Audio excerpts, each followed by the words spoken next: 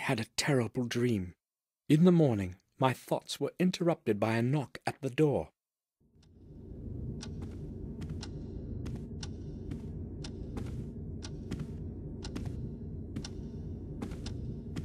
Sir!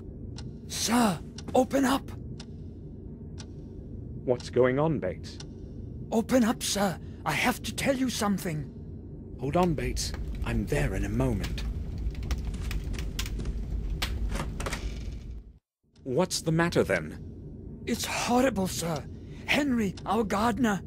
They found him in the garden pond. Calm down, Bates. What are you talking about? They found him dead this morning in the pond. I know what I am saying. I saw his body being dragged out. How did it happen? I have no idea. Detective Collier will tell you that. He has been questioning everyone for quite some time now, and he wants to speak to you too. He did not give any of us a chance to recover from the shock, not even Madam. Where will I find him? He's waiting for you in the common room. We had better go there right away, sir. All right, let's go. Detective Collier. Yes. Samuel Gordon, I presume. I need to speak with you. Mr. Gordon, do you know what happened? Yes, Bates told me everything. Good. I need to ask you a couple of questions. Shall we begin? Yes. Did you speak with Henry Stanton yesterday? Yes, I only arrived yesterday, but I spoke with him during the day. Oh, you arrived yesterday? Yes, to attend William's funeral. I understand. What did you speak with Stanton about? I don't know exactly. It was a very trivial conversation. Had you known him from before? No, I only knew Mr. Dickens, who was Henry's predecessor. That was before you left the manor? Yes, about 12 years ago. Okay, let's return to your conversation with Stanton yesterday. Did he seem strange to you? Nervous or disturbed?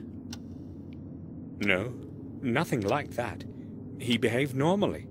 So, you are saying that he seemed normal? Right. I spoke to Morris, your groom, before this interview. He told me that Stanton would often have a bit too much to drink. Yes, I have heard the same. Madame Victoria has also confirmed it. What do you make of... Well, they found him in the garden, tangled up in algae. I don't know yet how he ended up in there, but the most likely explanation is that it was on account of his drunken state. He might have bumped into something, lost his balance, and fallen into the water.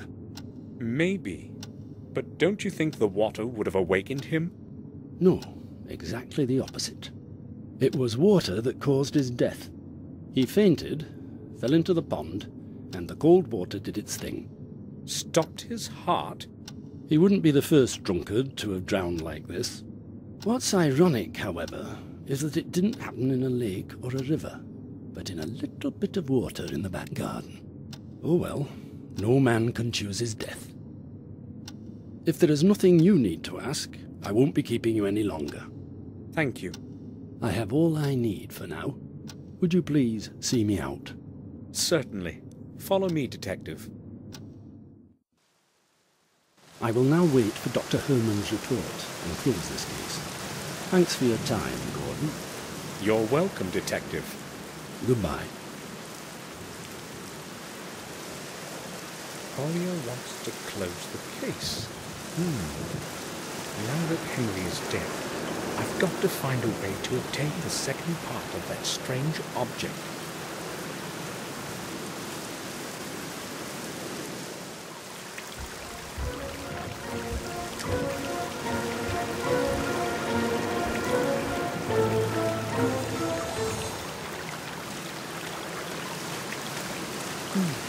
There's a deep footprint in the mud. It looks quite fresh. Whom does it belong to? Something is glittering at the bottom. What could it be? According to both Bates and Collier, Henry's body was tangled up in algae when they found him. How could he possibly have drowned in this, though?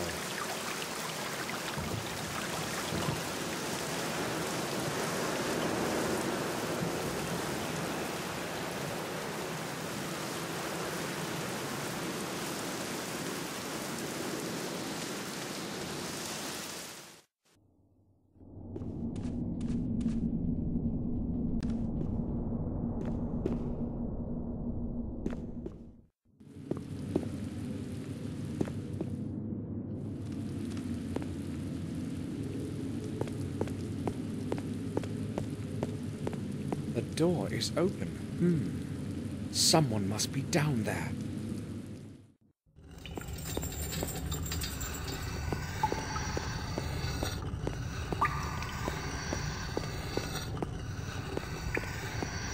Wine kegs full of quality red.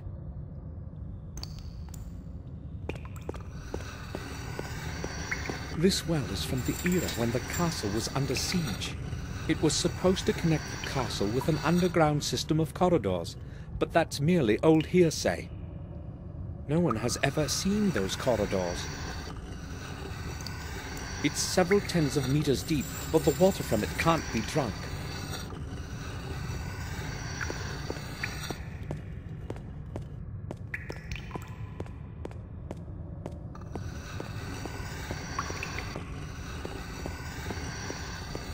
They're full of clean water. The cellar is quite cold, so the water is always cool. I can't see anything special, just clean water.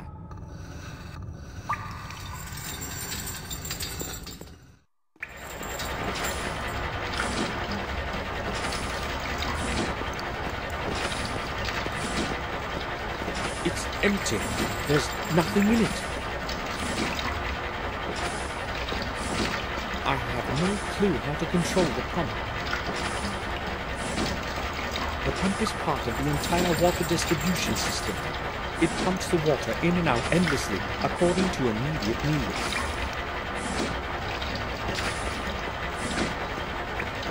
This is where our best vintages are stored. The temperature as well as degree of dampness is ideal.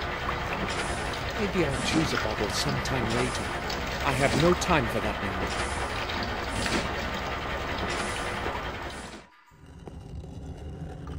He looks tired.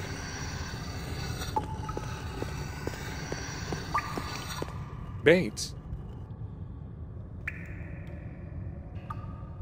Yes, sir? Bates, can the fountain back in the garden be drained? Yes, there is a big pump in the cellar. It controls the water flow for the whole castle. It is possible to adjust the water level. However, I do not think it is a good idea to drain it after what happened. And Detective Collier should probably be notified about it, sir. I'm merely considering all the alternatives. We have the right to find out what happened. Do you understand? Yes, I do. In that case, it is probably best not to tell anyone. Is that what you meant, sir? Very much so. You said you were there when they dragged Henry out of the fountain. Unfortunately, I was. The sight was terrible. I have to tell you something. I feel responsible for what happened to him. Why would you say something like that, sir? Well, I ordered him to clean the fountain. He did not want to do it, but I insisted. You mustn't think that way, sir. Surely, if he had not been drunk, nothing would have happened. And I actually heard Dr. Herman say that his death occurred sometime after midnight. It is not your fault. Certainly, he would not be cleaning it in the middle of the night. I really hope so. Bates is probably right. Henry most likely fell in there by accident. Have you seen Robert today? Yes, Sir Robert was reading the newspaper in the dining room this morning. If you would like to speak with him, I am sure you'll find him in his study.